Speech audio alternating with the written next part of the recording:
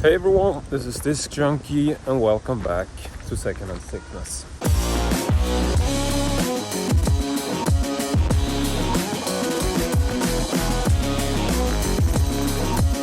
And so we are back at the carboot sale and the place looks absolutely packed. Just check this out.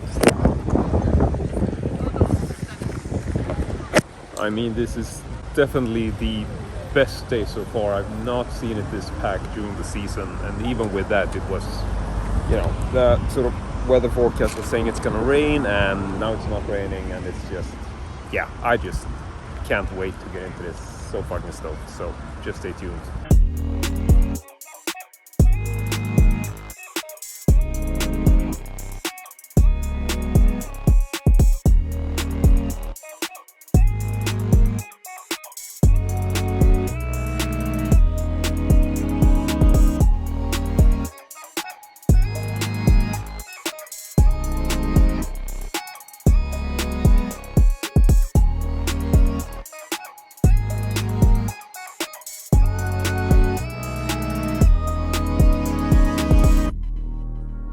Okay, so I'm back at the table and we are going to check out the finds of today.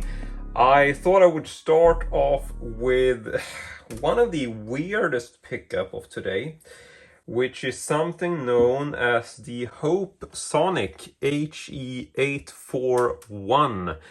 And yeah, this is a piece of really bizarre technology, really stupid technology actually. And here is just the back. You can see the little note there in case you want to Google for this particular model.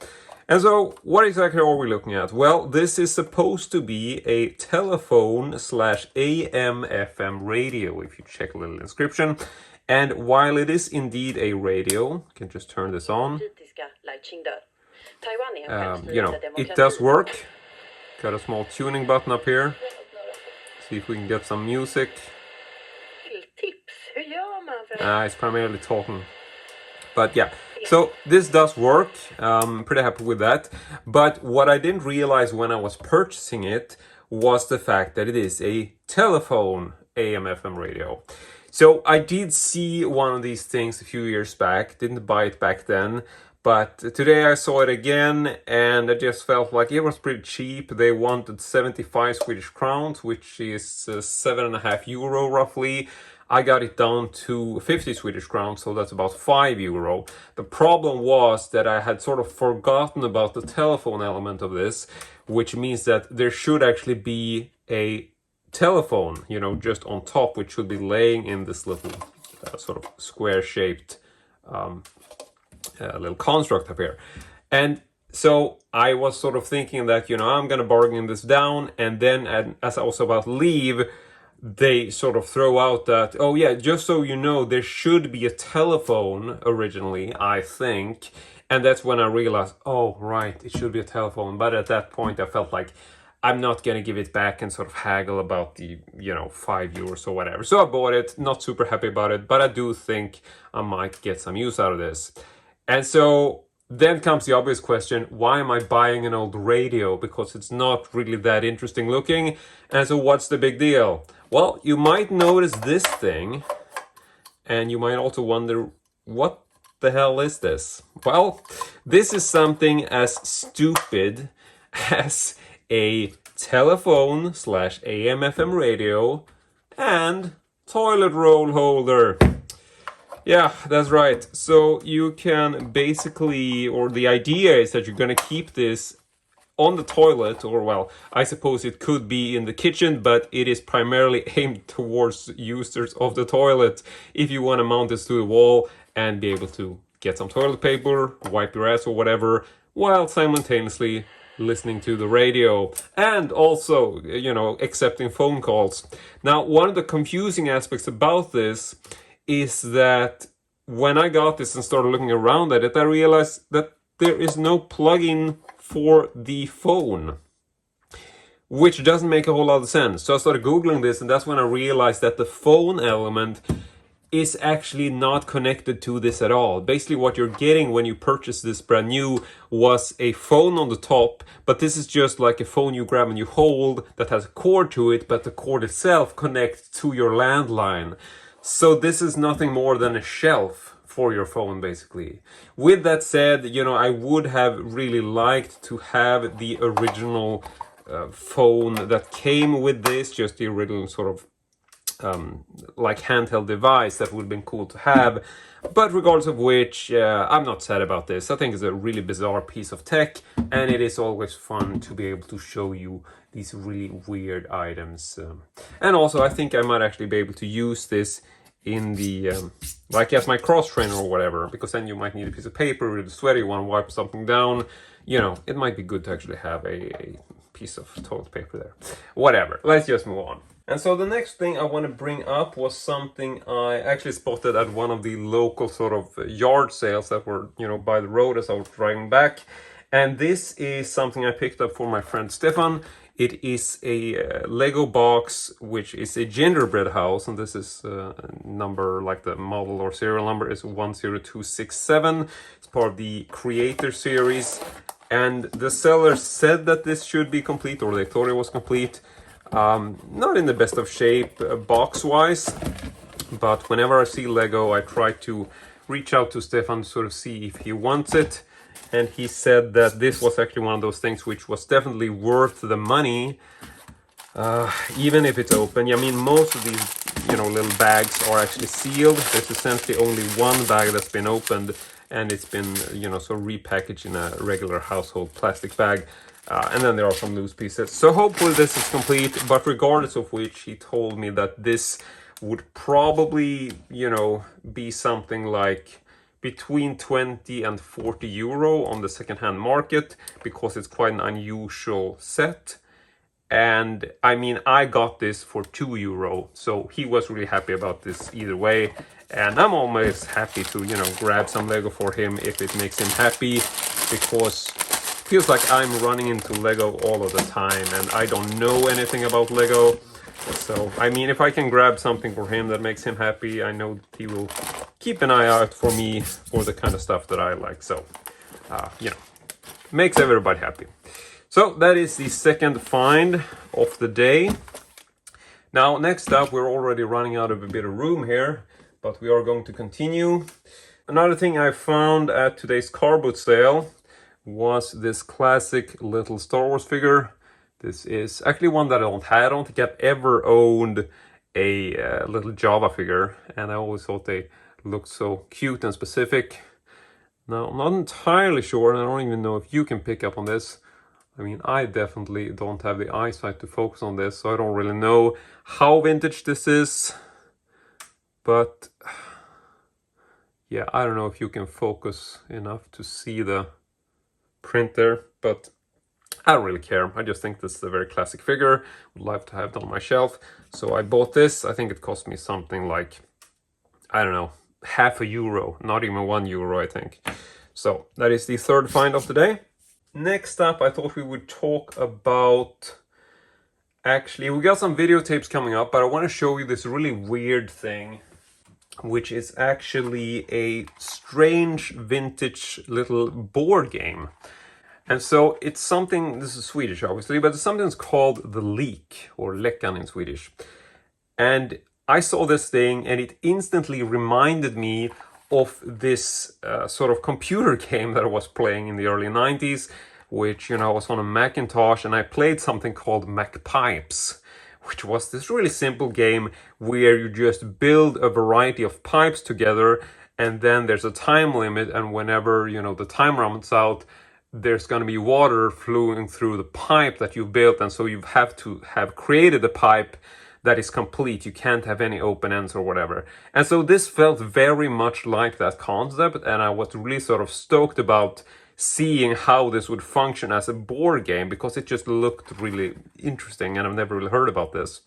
So, you know, didn't think too much about it, got home and opened this up.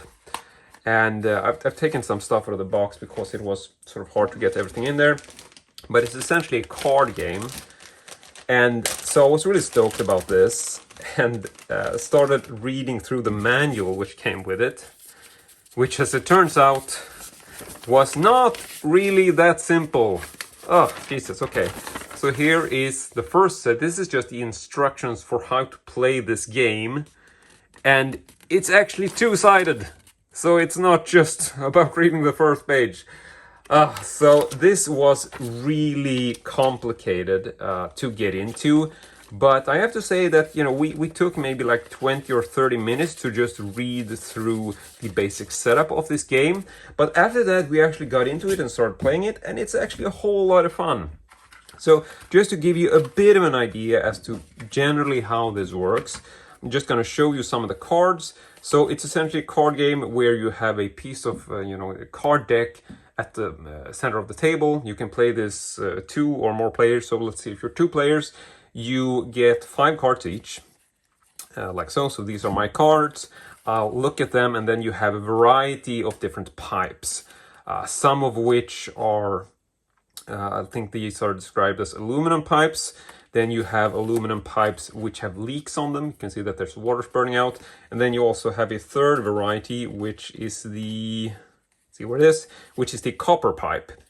And okay, I'm going to try to wrap this up, but I just think it's interesting to understand just how complicated this game is. Okay, so there are 3 sort of styles of pipe or pipe, what do you say? Like there's 3 types of material. Like there is the copper pipes, which don't leak. That's important. Then you have the aluminum pipes, which can leak, but they don't have to. This one doesn't leak, and if it leaks, it has water. So you have a variety of pipes, and the idea is just that you take turns. Like when it's my turn, I'll just look at my 5 cards, whatever cards I have, and then I feel like I'm gonna start building. And there's also a starting point, which is here's the end point, that's the tap where the water comes out, and then you have the starting point, which is the water sort of turn thing. So you're gonna have this at one end, and this one sort of adds later, like when you finish you add that.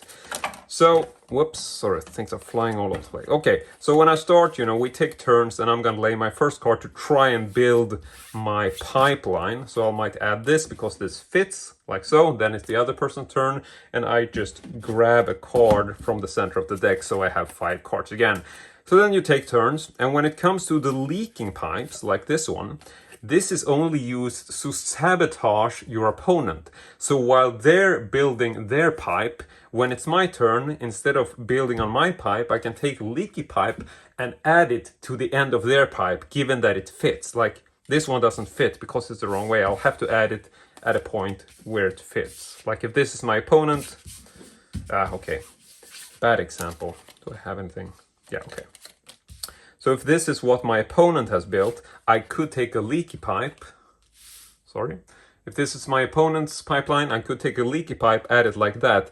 Then my opponent has to repair the leaking pipe, either by placing a not leaking pipe of the same design over this, like this one, for example, that's fixing. Or they can use another little thing, which is also included, which are these little tiny wrenches. You can use a wrench to also fix the pipe. And I don't know, like it took us so long to figure this out. And there's also like this, there's these T-pipes, which means that you have to sort of close one pipe off using one of these closing off points before you can continue. And there are also leaking closing off points, so you can add that on your opponent's side. Then they have to repair that, the same way with it. It was an absolute nightmare trying to figure this out. And it's so funny because when we were opening this and sort of linking like this is just so complicated, we sort of realized that the previous owners, they had only opened one of, because there's actually 2 decks of cards. They're just really a whole lot of cards in here. So there were 2 decks of cards, and one of the decks was only half open, like it still had the plastic wraparound. Probably because they were thinking, like we were thinking, that you're opening this and gonna say, we're gonna sit down and play with the whole family. And then they're reading the instructions like, this is impossible. Like just giving up halfway and sort of, okay, you know what, let's package everything back into the box. And another hysterical detail about this is that when we were opening this, there was also this little piece of paper that dropped out. So like, I don't know what this is. And turn it over, and I realized it's actually an X-rated photo of like a pinup woman. So we're not going to look too much at it. And then I starting putting the pieces together, and I realized that probably there was a family who used to own this. They opened it once, realized that this is way too complicated. No one's ever gonna play this. It's a stupid game. I don't care. They put everything back in the box, and then like some kid or the husband, whatever, was so confident that no one's ever gonna pick this box up again that he actually decided to hide this piece of sort of torn out little smutty image inside the box, because no one's ever gonna look in that fucking pipe game. Everyone hates that. It's just stupid things like this that really puts a smile on my face when you're looking at vintage stuff. But regardless of which, I have to say that this is actually a really fun game. And it's a game I've never heard about. I don't really think this is a game that was reissued. I've never really seen this in like a modern day way. I could be wrong, but I would assume this might actually be a pretty vintage game. I think it's from the 80s. And I don't know, it's pretty weird, pretty complicated, but actually quite a lot of fun when you get into it. And so I wouldn't be surprised if this was never reissued or repackaged for like a modern day version. And yeah, so I'm actually pretty happy with this. We've actually been playing this for like the last 3 nights just because we just really got into it. So yeah, with that said, I have to say that this was a good pickup.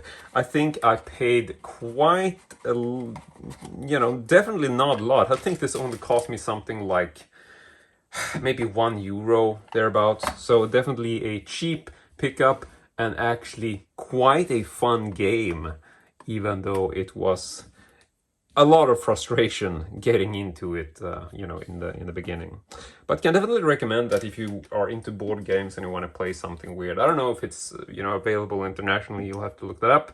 But regardless of which, let's just go ahead and move on. And now we're going to take a look at some videotapes that I scored, which is also a fun surprise because videotapes aren't that common in terms of finding something that's actually interesting.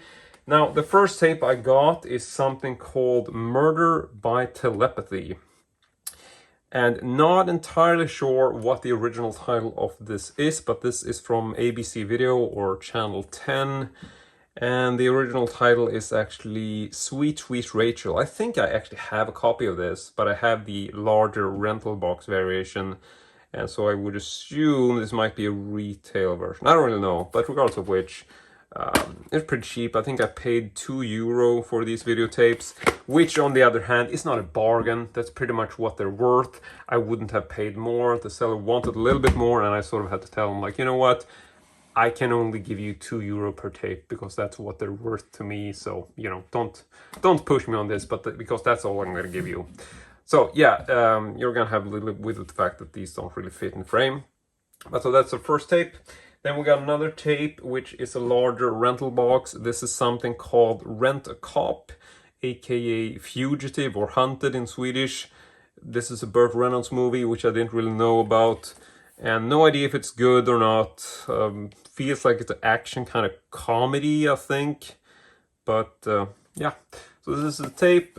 And funny about the tape is that all of these that I picked up seem to have this, which is an added label, generally like this little sort of, whatever this is, purple, dark pink, I don't know, which tend to have a little note about what the title is. I don't know why these were added, but I assume, I mean, it says sort of like, please note, avoid sort of adding fees. I don't really know. But I did notice that these sort of stickers were on most of the tapes. So that is the second tape. Then I got a copy of Copycat, classic Sigourney Weaver movie. This is the Warner large rental clam. Not a collectible either, but I generally found that, you know, this is a good movie. I wouldn't mind owning this. And finally, speaking of good movies, I also found this, which is a rental copy of The Crow, the original movie with Brandon Lee, which I also do not own on videotape. So decided to pick this up, even though, you know, neither of these movies are collectible in terms of the videotapes themselves. But, you know, Copycat, The Crow, these are good movies, and by that standard, I don't know, I think there's some collectability to them. I wouldn't mind having this as a display item just because it's a classic film. And, you know, in terms of the collectability, that's not really all it is. I do really like picking up movies just for the fact that they're good, or they look good, or like the covers, or whatever. And also, these were pretty cheap. So I paid €2 per VHS tape, and that is essentially what they're worth as far as I know. The Crow might be worth a little bit more, but generally they're not really collectible tapes. But yeah, obviously I do like them, so I guess that's good enough. So yeah, let's just go ahead and stack these up like this, and hopefully then we will actually be able to fit everything in frame as such. So yeah, this is actually all I got today. Not a whole lot, but I'm still really happy with it. I mean, the toilet paper radio, it's just so stupid, so weird. Maybe I can complete this, maybe I can pick up another copy that's actually, you know, has the phone on it. But regardless of which, the radio does work, and I would imagine a lot of the time you pick these up, they might not actually work. So that is actually a plus. And then, of course, we got all the videotapes, we got the leak game, we got the little image there, which I don't know if that's part of the game, but doesn't say so in the rules. And yeah, that's about it. Then we got the Java figure. But that's all I got for today. So yeah, I really hope you enjoyed this video. And as usual, hope to see you all next time.